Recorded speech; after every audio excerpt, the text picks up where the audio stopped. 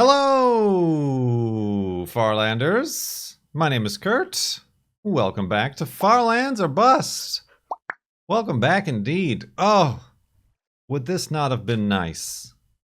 Comfortable bed of large, expansive space to sleep in.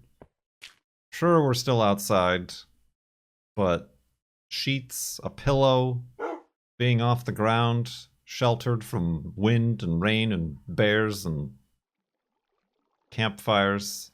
It does look a little damp. I suppose it'd be not exactly waterproof in there. But we're pretending. Just as we are not pretending, however, this is reality, in that we are really walking to the Farlands here in Minecraft Beta 173. This is episode 821 of Farlands or Bust. I have returned, not from a hiatus, but from a vacation. I want that arrow, but I also don't want to get exploded. So, oh beans! Oh, I beamed it up. I really dropped the arrow on that one, didn't I? Never mind. Let's continue west to the Farlands here. Like I said, episode 821. This one for your Tuesday, August 17th, 2021. Yes, my friends, we are still raising money for charity. This time for Rise Above the Disorder. Up to $1,475.14. Thank you if you've donated, continued to donate, ask questions. I mean, none of you did while I was gone. I mean, Great Scott LP did donate, but didn't provide a question. So, I guess I'm just going to somehow find a way to fill the next 40 minutes with conversation and content. Perhaps I should do so in slideshow form. Whoop, I just got turned around doing that. But yeah, I took a vacation with the girlfriend. Probably, I mean, pretty much, if in terms of vacation terms, the longest vacation I've ever been on. A whole 14 days. I mean, I know my schedule isn't quite as regular to be able to say I took this specific amount of days off, but that was the length of the trip, where we drove. Everybody's driving. It's a...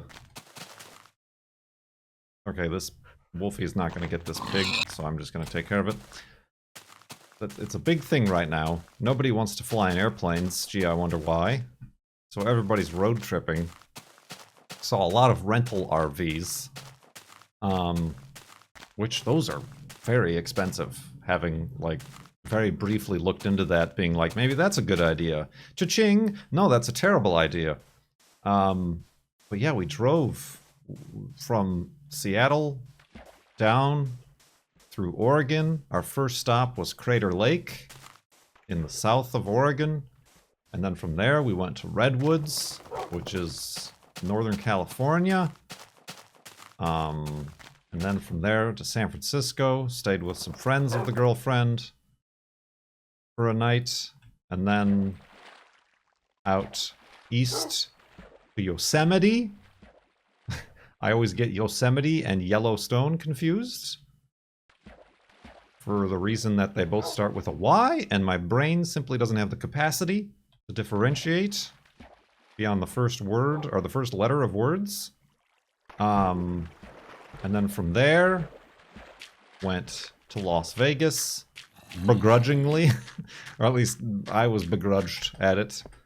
And then out to the north rim of the Grand Canyon, We went through Zion National Park on our way. And then after the Grand Canyon, we stayed there 2 nights, went up to Bryce Canyon and stayed outside of Bryce Canyon. And then went up to Salt Lake City for a night. Somehow did not catch COVID there because that town was worse than... Ooh, that town was worse than Las Vegas. And then from Salt Lake City, went up and stayed 2 nights at Yellowstone.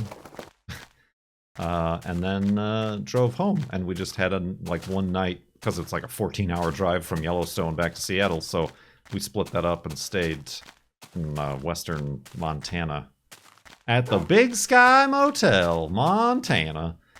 And yeah, came home. So that's it. That's all I got to say about it. We did have, for those of you who don't watch me on Twitch, you're really missing out. You're really missing out.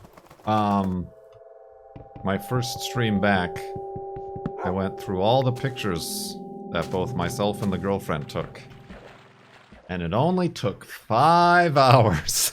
It only took 5 hours on Twitch. It was only the longest stream I've done this whole year. But that was at least enjoyable. People were saying, like, boy, it sounds like, Kurt, you really don't like camping. I've never been camping before. We did a one-night camp, like, at the beginning of July, kind of just to test out the equipment and stuff. And I, realized some things there, but I was already, I guess, committed to doing the 14-day. We didn't camp every day of the 14-day excursion. But like, camp 2 days, and then, stayed at the friend's house in San Francisco, and then camp 2 days around Yellowstone, and then stayed 2 nights in Las Vegas, and then camp 2 days in Grand Canyon, and then camped another day outside of Bryce Canyon, and then stayed in a hotel in Salt Lake City, and then camped 2 days in Yellowstone. What am I looking for here? Ah, pigs. Murder. That'll do it. But yeah, I think the major thing that we learned from this trip, which lasted 3,950 miles, because I like reset my trip meter as we left the house. We saved money camping, because like camping at campgrounds is only like $20, $30 a night. So we saved money at Menards, but did I press the fog key? Oh, I guess not. But camping is not as fun when a great deal of your time is spent setting up your camp, your tent and everything, and then the next day tearing it down because you're going somewhere else. So definitely in the future, we want to like choose a place to camp and then like stay there 3 or 4 nights to actually use that time to like spend actually doing activities at the park or relaxing. Didn't really get to relax at all. It was a lot of driving and then a lot of camp setup and tear down and food making. Dang, wildfire smoke everywhere. Yeah, that's what this is. We didn't, thankfully, I thought the whole trip was going to be socked in with wildfire smoke. But we really didn't experience it until, well, like the Grand Canyon had a little bit of it. Not too bad, though. It made the sunsets very interesting. But then we went to Bryce Canyon. Everything was fine. And then we stayed outside of Bryce Canyon. There's a state park called Kodachrome that has campgrounds. We would go back to that one. We kind of liked that. But overnight it got very windy, and then we woke up and were completely just, like this, socked in with wildfire smoke to the point where we couldn't see the penis-shaped mountains that we had become so familiar with. And then the whole drive and into Salt Lake City was completely campfire, forest fire smoked in. That we really didn't like Salt Lake City as a city. Sorry, anybody who lives there. I mean, I'm not sorry for my thoughts. I'm sorry that you live there. But that also might have been tempered by the lack of being able to actually see like the mountains around the city and like any of the scenery because of the wildfire smoke. And then like even driving into Yellowstone, like we could kind of see. Let's go to sleep.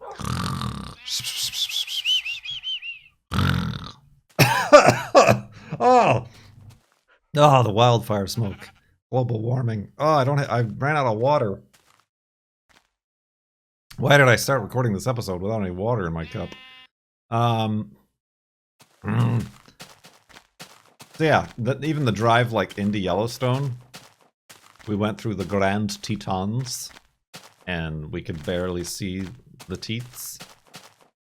And it was pretty smoky our first night in Yellowstone. But then the first night in Yellowstone, camping mind you, it got even windier.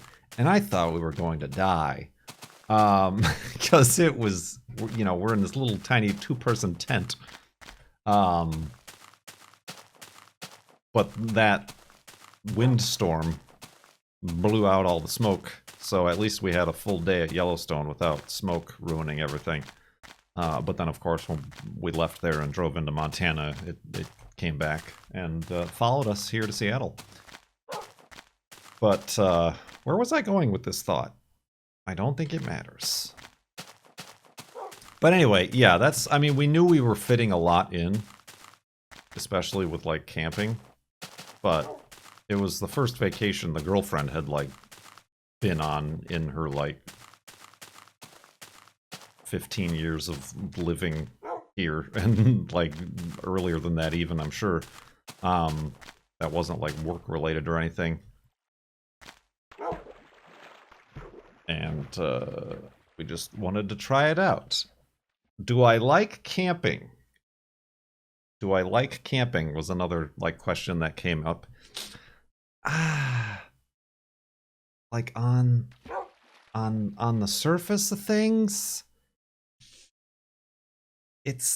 I don't see the appeal. I don't see why anybody would make that the goal of their trip.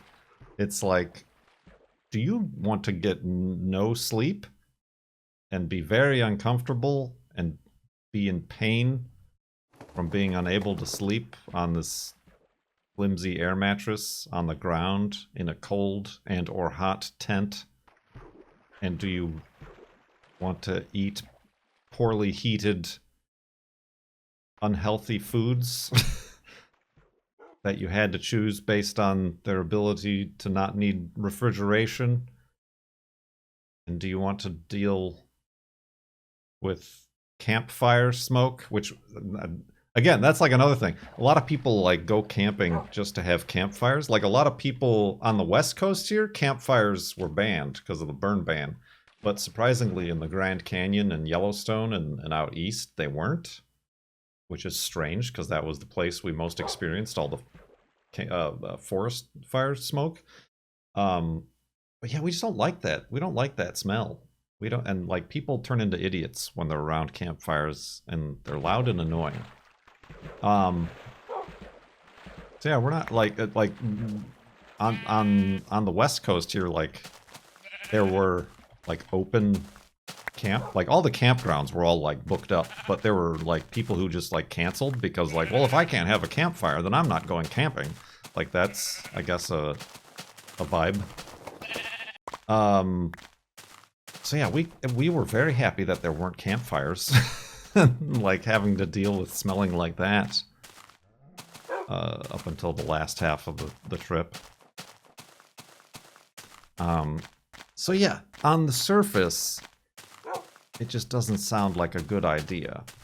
When you dig deeper, it's like, yeah, it's cheaper.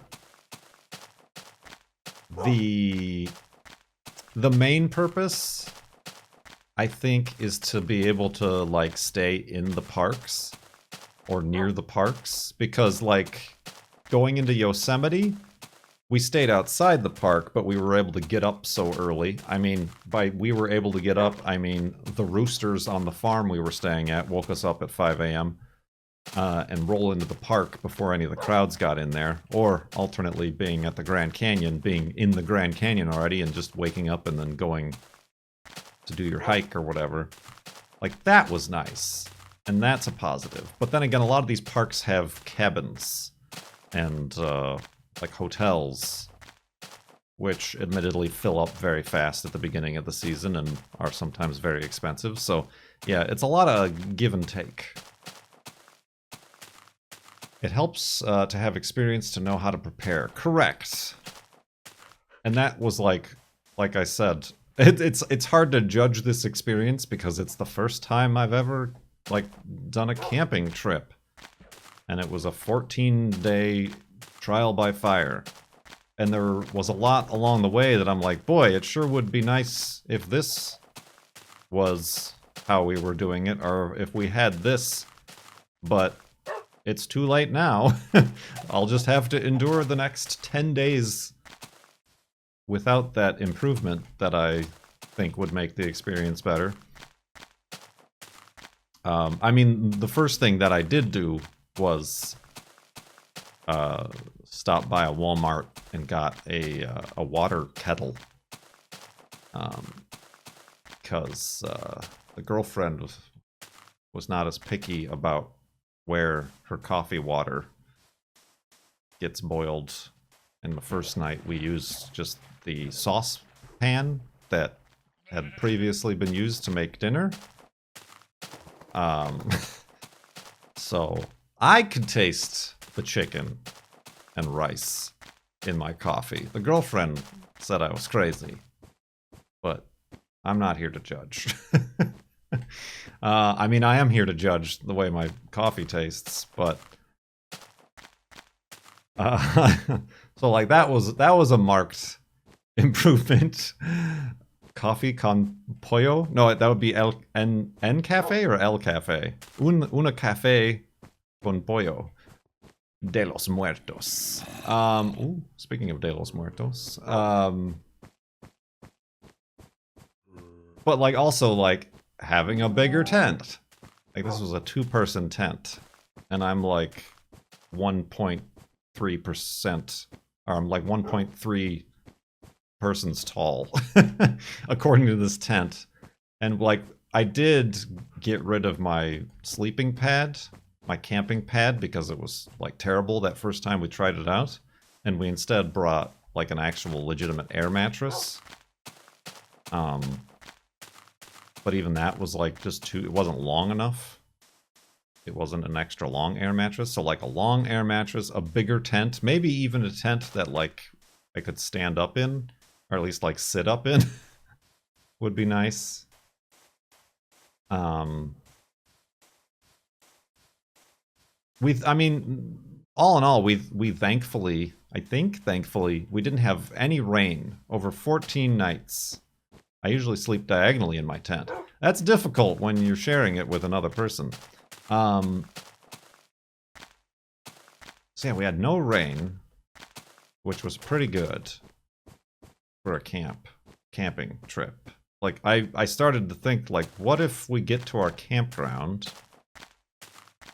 and it's raining? Like, how do you set up? Like, I know the tent is waterproof once it's set up, but how do you set everything up in the rain?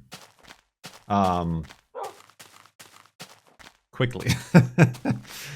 So, like, that was a mild concern of mine, but it never came to fruition. After the first few nights of camping, I decided that it would be better if we, or if I and we, wore earplugs just to deal with, like, the noise of other people or the wind or pine cones falling around you or strange animals and footprints. But then my body was like, but now you can't hear anything. What if something terrible is coming? So I had a nice anxiety attack about that, and then had to take out the earplugs, and then didn't get any sleep because I was hearing everything. So there's a lot of kinks to iron out if I am to go camping again. I mean, it would be nice. Honest, like the setup and the teardown. I most enjoyed the experience in the Grand Canyon because we set up and we stayed there for 2 days, and we got up and we did our hike into the Grand Canyon very early, and we got back by like before noon. So like the rest of the day, I just sat in my chair, my reclining foldable chair, and under the trees at the rim of the Grand Canyon. Like that was enjoyable. I brought books, but as you know, I don't read, so I didn't read any of the books I brought. So that was a useful waste of space. Half the fun in camping is finding out what to improve for the next time. Right, the detail-oriented, like, organization brain, like, wants to be like, we need more bins. We had one bin for like the camping and sleeping stuff, another bin for the cooking stuff, another bin for towels and blankets and things. And I'm like, we should have another bin for our clothes, because like we brought like suitcases, which are dumb to have when camping. Like I should just have a bin, a plastic tote for our clothes, just so you can just open them up and take them out and stack them. And I bought bins that fit in the back of my Subaru XV Crosstrek with symmetrical all-wheel drive. Let's go to sleep.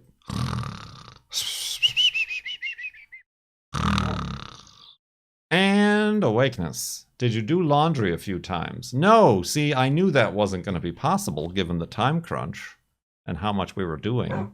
We weren't going to be able to stop somewhere for 2 hours to wash and dry clothes. The girlfriend was more optimistic and brought much fewer clothing options. Like, I knew I was going to be, like, wearing shirts and pants and all other sorts of things, like, multiple days in a row. But she was like, I only brought this many things because we'll be able to do laundry. We were never able to do laundry. She at one point did take her clothes into the shower with her to do laundry and then hung them up overnight. No, I got, like, the clothes and stuff was not a problem for me. I did laundry in Yellowstone at the main lodge in the park. Right, but how long did that take you? You gotta sit there with your laundry. That's time that you're not smelling rotten eggs while watching geysers explode. That's time that you're not waiting in line to get a parking spot at the grand prismatic pool pond, whatever it's called. So, yeah. I do feel like, ideally, like, that's another thing. I feel like we brought a lot, and certainly, like, when I was packing, the girlfriend was like, you're bringing a lot.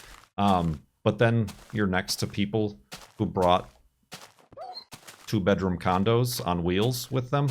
And then I'm like, we didn't bring a lot. Like, that's a semi-truck that these people brought with towing behind a PT Cruiser so that they could, like, drive on normal roads like normal people.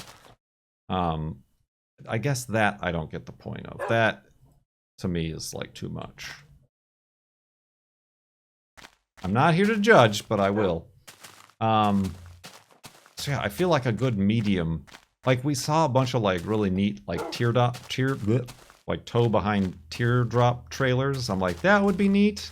I don't like trailers, you know, much like Cone doesn't want, like, a trailer. He wants a ramp truck.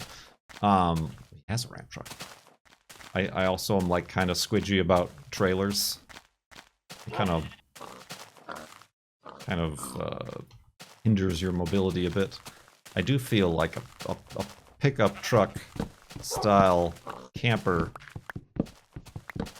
Like, I just need a bed, is basically. If I could cut out the sleeping on the ground in a flimsy nylon tent, ripe for the bear murder. You know, I was like worried about like a branch falling and like crushing me in my sleep too. Like that was a fear that was very rational and earned in my brain. But like I just need a bed to sleep on that I don't need to inflate and deflate every night and morning, and that is like there. And I don't need a kitchen. Like the kitchen situation was fine. We just had one of those Coleman stovetop things with little tiny propane bottles. That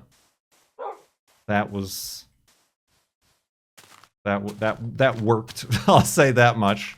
A lot of wieners, one set of beans, some canned chicken and rice. It heats up water.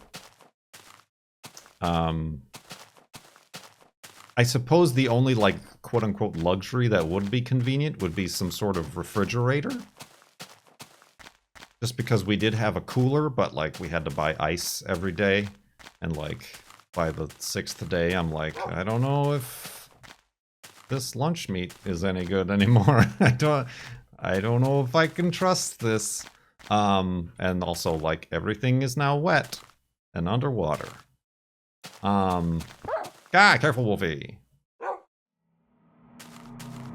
But I don't know how possible that is, like, without a generator. Like, that's another thing with those huge campers and stuff. They're always running generators and stuff. So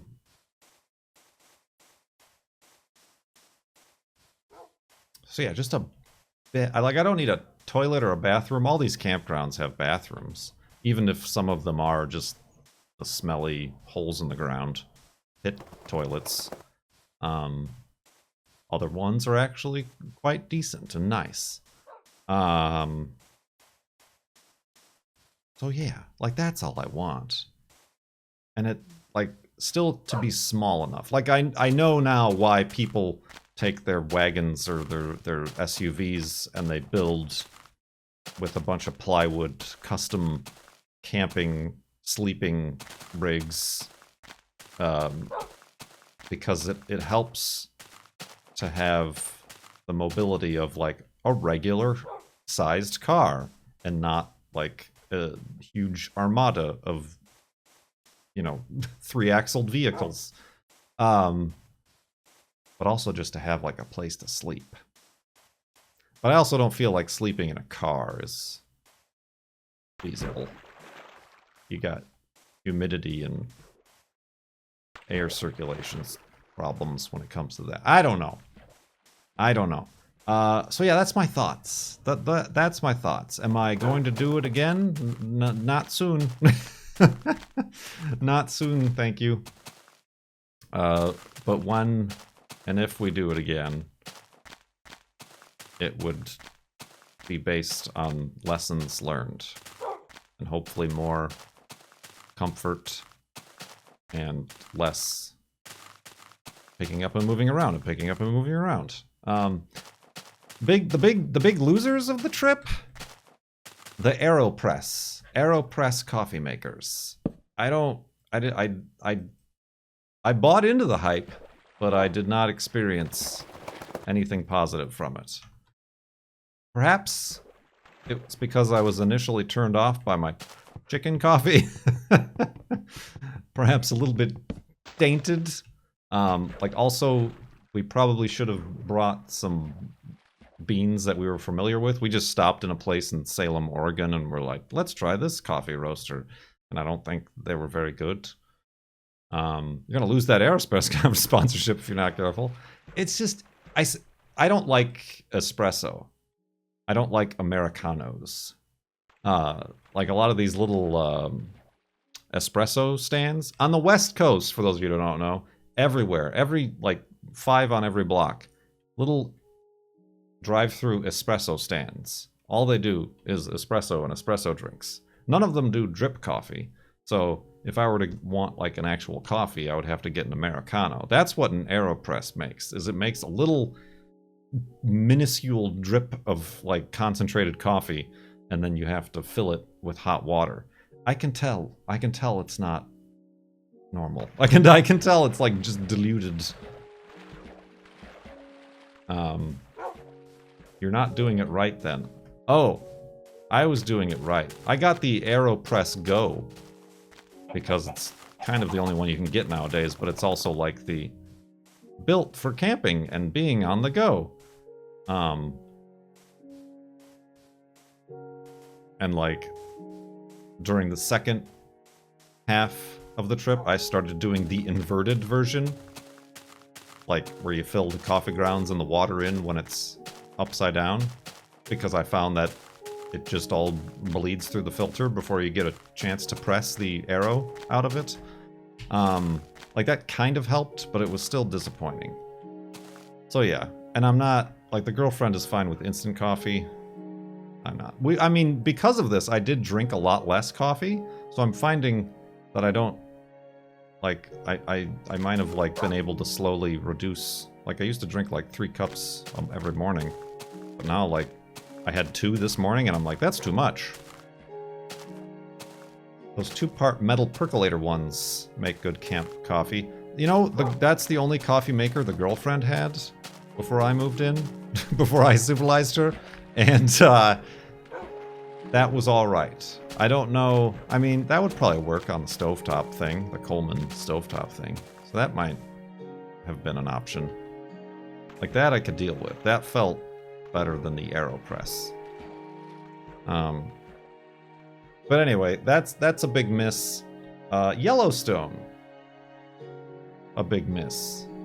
I mean, the geysers and the pools and the bubbling mud and hydrothermic situations were interesting, but as a whole, Yellowstone was kind of disappointing. I think I'm just more impressed by, like, vast scenes, which, like, it made me appreciate where I live in the Seattle area, because it's like, we got better forests and mountains around here than what we were seeing around Yellowstone. I mean, we don't got bison, sure, but yeah, Yellowstone is also huge. We saw a lot of it. I feel like we saw a lot for only having 1 full day there. We did the whole, like, center loop, I guess you could call it. But yeah, we definitely didn't see all of Yellowstone. I feel like that's impossible to do. Like, unless you stand there for like 2 weeks. Let's make another bed. And extend this just a little bit. Because I'm not done, I'm not finished talking about stuff.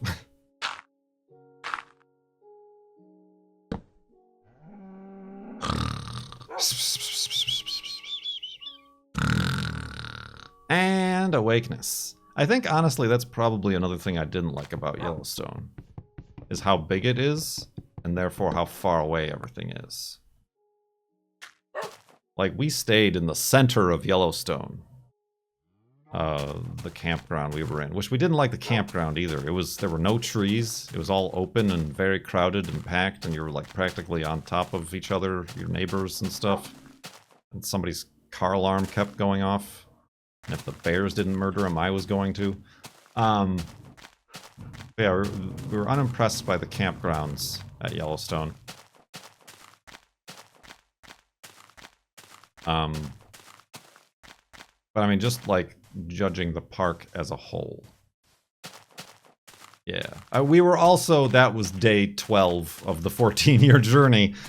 14, did I say year? 14-day journey. And we were very tired.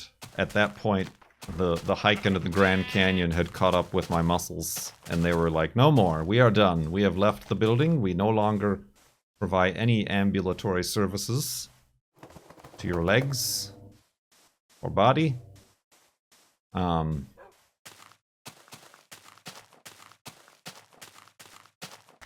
but like the most fun we had at Yellowstone were in like the small, not popular, not crowded, you know, little geyser ponds and puddles and pools and things, um, as opposed to like Old Faithful or that grand pool that we didn't see because it was too crowded.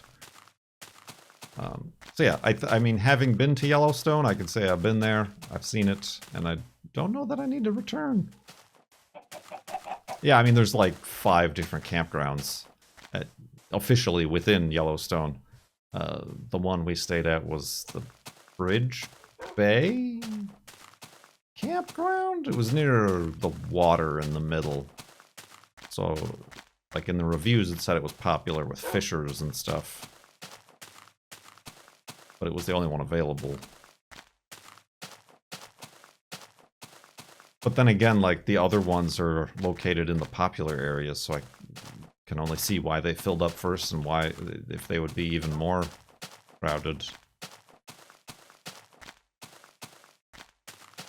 But anyway, I mean, my favorite parts of the trip, if we can be positive for a minute. Positive? Kurt J. Mac being positive? I did enjoy the Grand Canyon. I was a little bit... We went to the North Rim. The South Rim is the big, popular, crowded one. I was a little bit worried that it, like, wouldn't... Because the girlfriend had never been to either canyon that was grand. But no, it's a good Grand Canyon experience. Like, if you can swing the much more difficult drive and access point to the North Rim. I mean, also it's closed half the year because of snow, but I would definitely suggest the North Rim over the South Rim. That campground was great. It was like right on the canyon, practically. What made the drive difficult? Well, it's not near anywhere. It's like a 5-hour drive from Las Vegas. Because there's no, like, big city to the north, on the north side. The south side is more built up, because it can be open year-round, and it's also, like, right near-ish Flagstaff and stuff like that. It's just less accessible, which is why it's less crowded. I mean, once you make the turn to, like, take the one road to the North Rim, it's like still another 50-minute drive through the forests and plains to actually get to the canyon itself.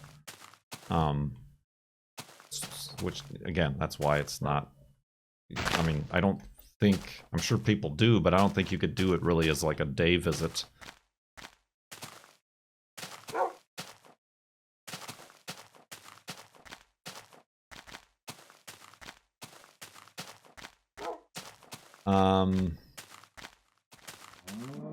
But yeah, I enjoyed that. Like that, the best moment was like that second night sunset. I posted some pictures. I mean, you saw some pictures, a few pictures on my stream. It was just a really good sunset behind the clouds and Raymond's traces everywhere.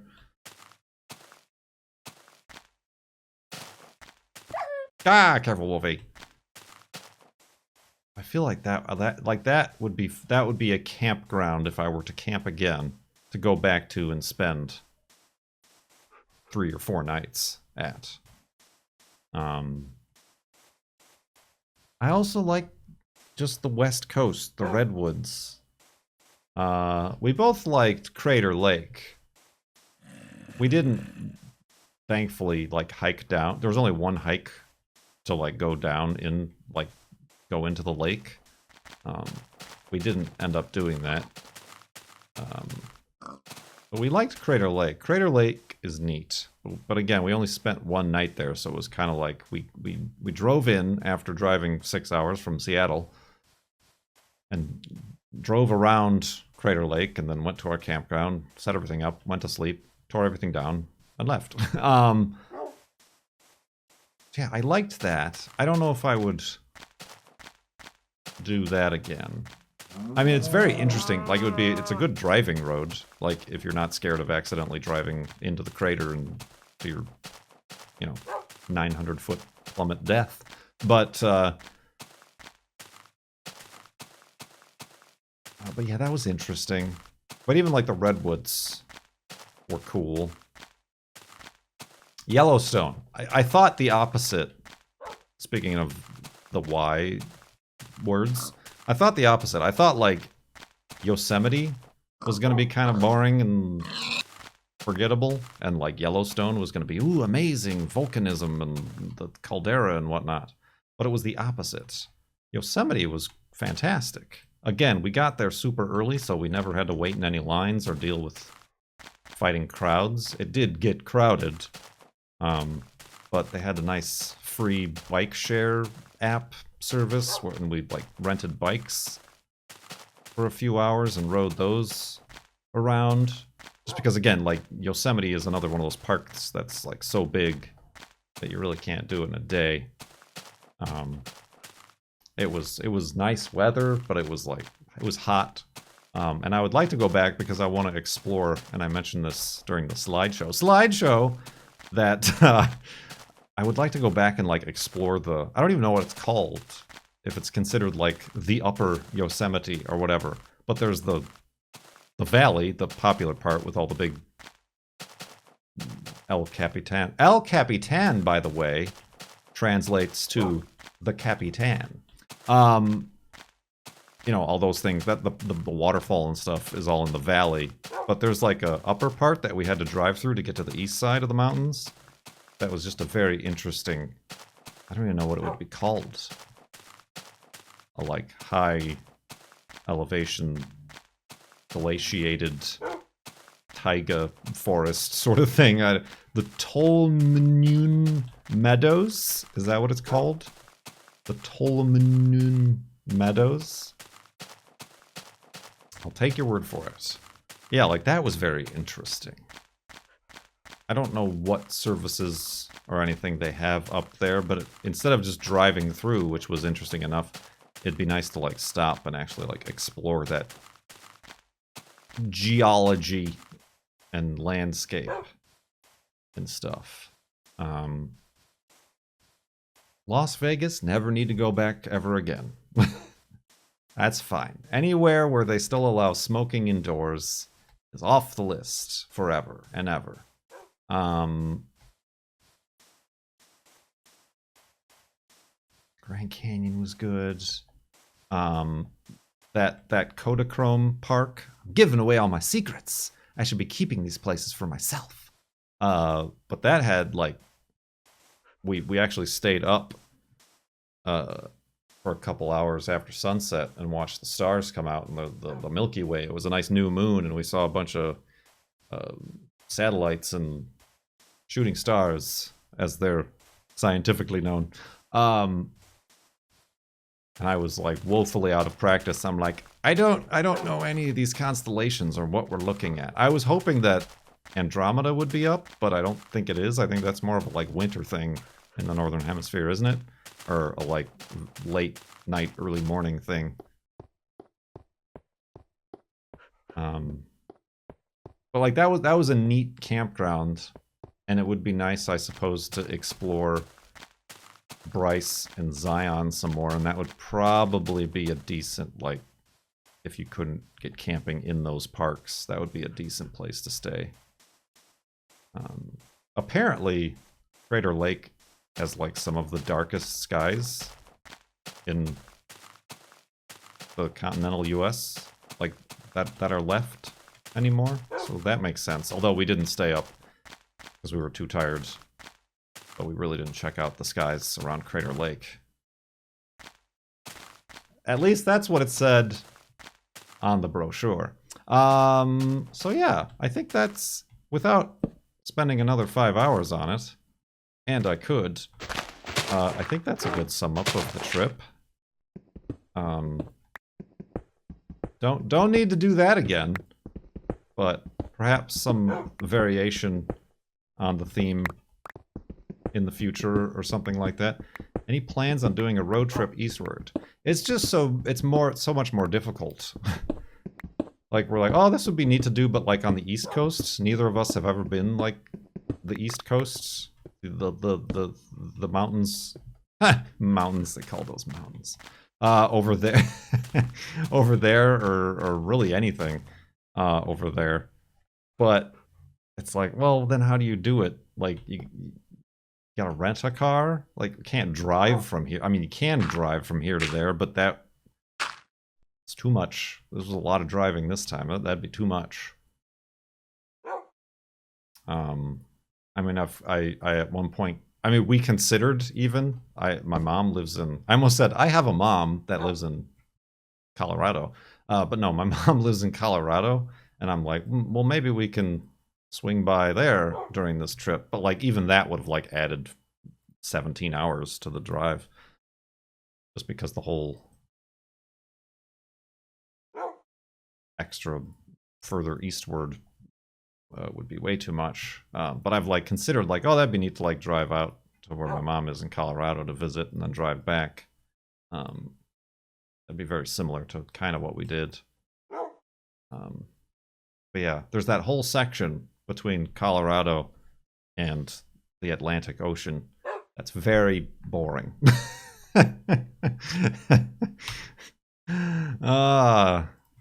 So yeah, I don't know. I don't know, and I don't foresee a time in the coming many months where flying on an airplane thing is going to be anything I'm going to be not reluctant to do. But yeah, thank you for hanging out anyway and like keeping my seat warm. What? And thank you very much to Twitch for allowing me to entertain my viewers and loyal subscribers with reruns that I had set up prior to leaving of all the Farlands or Bust Flobathon days from this previous February, so that I could keep active and engaged on the platform. Yeah, thank you, Twitch, for looking into that and making sure that didn't happen at all. But yeah, farlandsorbust.com. Remember, we're doing this thing for charity? That's where you can, there or in the doobly-doo, the links below, you can donate to Rise Above the Disorder. Charity we are supporting in this Season 9 of Farlands or Bust. My name is Kurt. Thank you so much for watching. I will see you next time.